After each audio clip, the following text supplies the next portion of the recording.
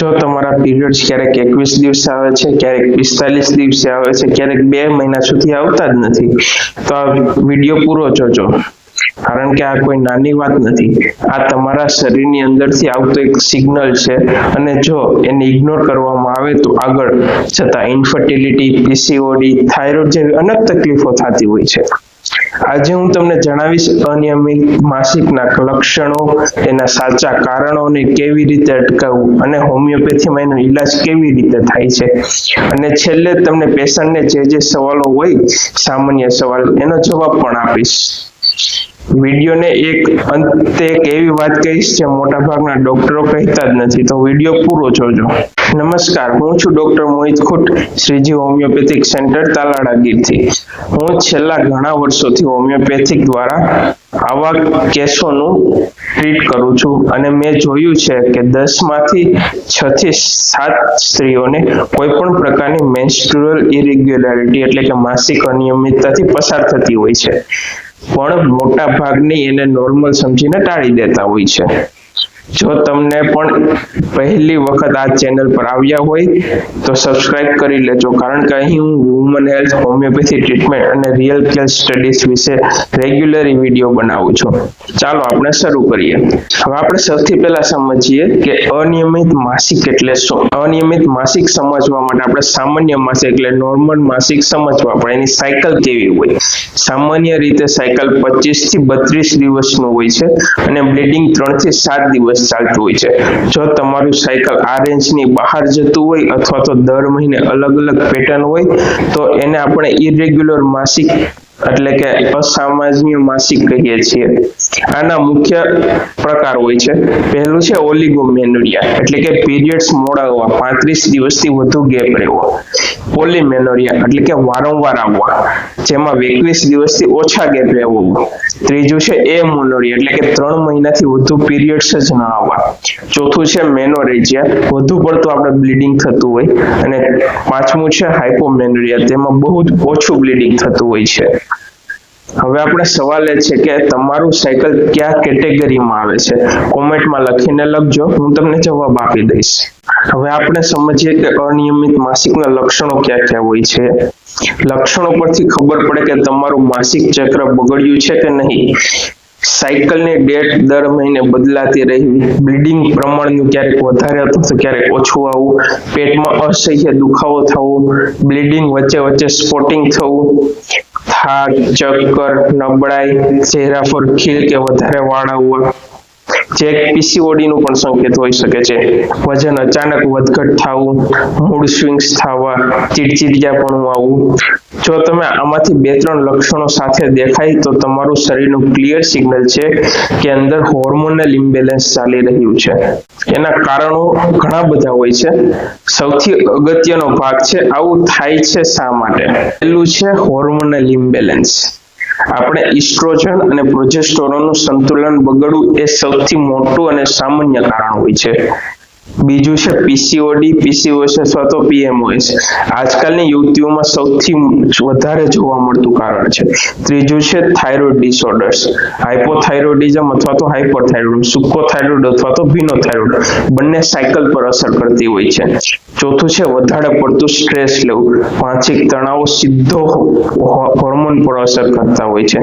પાંચમું છે ખોટી લાઇફસ્ટાઇલ, અનિયમિત ઊંઘ લેવી, જંક ફૂડ ખાવું, ઓછું પાણી પીવું, ગમે એટલી વસ્તુ. છઠ્ઠું છે વધારે અથવા તો ઓછું વજન વધવું, કાં તો ઓબેસિટી હોવી કાં તો અંડરવેટ હોવું, બંને સાયકલને ખોરવતું હોય છે. સાતમું છે વધારે પડતી એક્સરસાઇઝ અથવા તો સડન વેઇટ લોસ. આઠમું છે એજ રિલેટેડ ફેક્ટર્સ. ઘણી વખત પ્યુબર્ટીની શરૂઆતના વર્ષોમાં અથવા તો પેરીમોનોપોઝ દરમિયાન. હવે આપણે હોમિયોપેથીની દ્રષ્ટિએ વાત કરીએ તો માત્ર એક્સટર્નલ ઇમોશન નહીં, પરંતુ પેશન્ટના વાઇટલ સબસ્ટન્સ એટલે કે આપણી આત્મા કહેલી એમાં ડિસ્ટર્બ થાય છે. એને લીધે શરીરની અંદરની બેલેન્સિંગ એનર્જી ખોરવાય છે. એ ક્યાં અને શા માટે ખોરવાય છે એ આપણે શોધીએ છીએ, એટલે જ આપણે આખો કેસ લેતા હોય છે. તે તમારી ઇન્ડિવિજ્યુઅલ એટલે કે તમારા પોતાના માપની જ દવા આપણે ગોતતા હોય છે, એટલે આ બધી બધી હિસ્ટ્રી લેવામાં આવતી હોય છે। હવે સૌથી મોટું અગત્યની વસ્તુ છે, જો આપણો આનો ઈલાજ ન કરાવીએ તો શું થાય ભવિષ્યમાં। આમાં ઘણી સ્ત્રીઓ એમ કહેતા હોય છે કે જો અનિયમિત માસિકને વર્ષો સુધી ઇગ્નોર કરવામાં આવે તો આગળ જતા ઘણી બધી સમસ્યાઓ થતી હોય છે। સૌથી મોટી સમસ્યા છે ઇન્ફર્ટિલિટી, એટલે કે પ્રેગ્નન્સી કન્સીવ કરવામાં તકલીફ થાય। બીજી વસ્તુ છે એનિમિયા, વધારે પડતી બ્લીડિંગના લીધે લોહીની ઉણપ પણ ઘણી વખત થતી હોય છે। ત્રીજું છે પીસીઓડી અથવા તો પીસીઓએસ નું ગંભીર સ્વરૂપ। ત્રીજું છે એન્ડોમેટ્રિયલ હાઇપરપ્લેસિયા, એટલે કે ગર્ભાશયની અંદરની લાઇનિંગ હોય જાડી થાય। પછી છે ઓસ્ટિયોપોરોસિસ, એટલે કે આપણા હાડકા હોય ને એ નબળા પડતા હોય છે। સૌથી મહત્વનું છે મેન્ટલ હેલ્થ, એના ઉપર એન્ઝાઇટી, ડિપ્રેશન એવા ઘણા બધા કિસ્સા થતા હોય છે। એટલે જ હું કહું છું કે હંમેશા આ મંથ સ્કીપ થયો, આવતા મંથે આવી જશે એવું વિચારીને ટાળશો નહીં। આ શરીર જે સિગ્નલ આપે છે ને સમયસર સમજવું જરૂરી હોય છે। હવે આપણે બચાવ આ બધું ન થાય એના માટે પ્રિવેન્શન એટલે બચાવ માટે શું કરવું જોઈએ। હવે થોડી પોઝિટિવ વાત છે, તમારા રોજિંદા જીવનમાં શું કરી શકો જેથી સાયકલ રેગ્યુલર રહે। સૌથી પહેલું છે ઊંઘ, રોજથી ઓછામાં ઓછી 7 થી 8 કલાકની પૂરતી ઊંઘ લેવી। બીજું છે સ્ટ્રેસ મેનેજમેન્ટ, મેડિટેશન, યોગા, પ્રાણાયામ આ બધી વસ્તુ તમે કરી શકો છો। ત્રીજું છે સંતુલિત આહાર, ગ્રીન વેજીટેબલ, લીલા શાકભાજી, આયરન રીચ ફૂડ, ઓછું પ્રોસેસ ફૂડ એટલે કે જંક ફૂડ, પેકેટ ફૂડ નહીં ખાવાનું। ચોથું છે નિયમિત એક્સરસાઇઝ, પણ વધારે પડતી નહીં। પાંચમું છે પૂરતું પાણી પીવું। છઠ્ઠું છે વજનમાં નિયંત્રણ રાખો। ઘણી વખત સાયકલને ટ્રેક કરો અથવા આપને ખબર પડે કે નોર્મલ છે કે એબનોર્મલ છે, જેની પેટર્ન સમજાય છે। આ બધું જ ફોલો કરવાથી ઘણા માઇલ્ડ કેસમાં સુધારો દેખાવા મળતો હોય છે। હવે આપણે વાત કરીએ તો ટ્રીટમેન્ટની વાત કરીએ। હોમિયોપેથીમાં અમે સાયકલને માત્ર રેગ્યુલર કરવા માટે કામ નથી કરતા, પરંતુ રૂટ કોઝ એટલે કે શું તકલીફ હતી એ સમજીને ટ્રીટ કરીએ છીએ। એટલે કે પીસીઓડી, થાઇરોઇડ કે માત્ર સ્ટ્રેસ રિલેટેડ ઇમ્બેલેન્સ છે। આ પ્રમાણે અલગ અલગ કોન્સ્ટિટ્યુશનલ ટ્રીટમેન્ટ આપવામાં આવતી હોય છે। જેમ કે જેવી દવાઓમાં આવતી હોય પલ્સેટિલા, સેપિયા, નેટ્રોમ્યોર, કેલ્કેરિયા કાપ જેવી ઘણી બધી દવાઓ આ પ્રકારના કેસમાં વપરાતી હોય છે। પણ હું કોઈ સ્પેસિફિક દવા રિકમેન્ડ કરતો નથી, કારણ કે હોમિયોપેથીમાં બધા દવા પેશન્ટના ઓવરઓલ કોન્સ્ટિટ્યુશન એટલે કે તમારી તાસીર, માનસિક સ્થિતિ અને તમારી હિસ્ટ્રી પર આધારિત હોય છે। એટલે પોતાની જાતે દવા લેવાનું ટાળવું જરૂરી છે એવું મારી સલાહ છે। જો તમારું સાયકલ 2 થી 3 મહિનાથી સતત ઇરેગ્યુલર રહેતું હોય તો કોઈ ક્વોલિફાઈડ ડોક્ટર પાસે પ્રોપર કેસ ચેકિંગ કરાવીને જ ટ્રીટમેન્ટ શરૂ કરો। હવે આપણે અમુક ક્વેશ્ચન પૂછતા હોય છે દર્દીઓ, તેમાં સામાન્ય પ્રશ્નો પૂછતા હોય છે। પહેલો પ્રશ્ન છે, શું અનિયમિત માસિક અથવા તો પીરિયડ્સ થી પ્રેગ્નન્સીમાં તકલીફ પડે છે? હા, જો હોર્મોનલ ઇમ્બેલેન્સના કારણે ઓવ્યુલેશન રેગ્યુલર ના થાય તો કન્સીવ કરવામાં તકલીફ પડતી હોય છે। બીજો પ્રશ્ન છે, શું હોમિયોપેથી ટ્રીટમેન્ટમાં કેટલો સમય લાગતો હોય છે? એ દરેક પેશન્ટ ટુ પેશન્ટ અલગ હોય છે। માઇલ્ડ કેસમાં 2 થી 3 મહિનામાં સુધારો દેખાય છે, જ્યારે પીસીઓડી જેવા ડીપ રૂટેડ કેસમાં થોડો વધુ સમય લાગી શકતો હોય છે। ત્રીજો પ્રશ્ન છે, શું અનમેરિડ યુવતીઓએ પણ ટ્રીટમેન્ટ લેવી જોઈએ?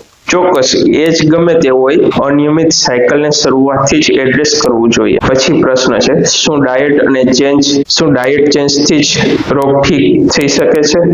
માઇલ્ડ કેસમાં ડાયટ અને લાઇફસ્ટાઇલ ચેન્જ કરવામાં મદદ કરે છે, પરંતુ હોર્મોનલ અથવા તો પીસીઓડી રિલેટેડ કેસમાં પ્રોપર ટ્રીટમેન્ટ જોતી હોય છે।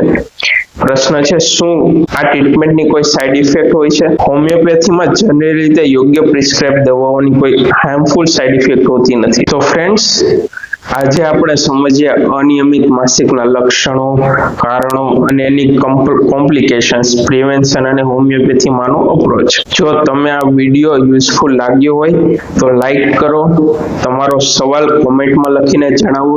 તમારી કોઈ બહેન કે ફ્રેન્ડ્સને આ સમસ્યા હોય તો આ વિડીયો જરૂર શેર કરી શકો છો। અને ચેનલને સબસ્ક્રાઇબ કરવાનું ભૂલતા નહીં, જેથી આવા વિડીયો આપણે ભવિષ્યમાં ડિટેલમાં વાત કરી શકીએ છીએ। જો તમે તાલાળા ગીર કે આસપાસના વિસ્તારમાં રહેતા હોય તો ડિસ્ક્રિપ્શનમાં આપેલા વોટ્સએપ નંબર પર કન્સલ્ટેશન માટે આજે જ સંપર્ક કરી શકો છો અથવા તો અમારા દવાખાને આવી શકો છો।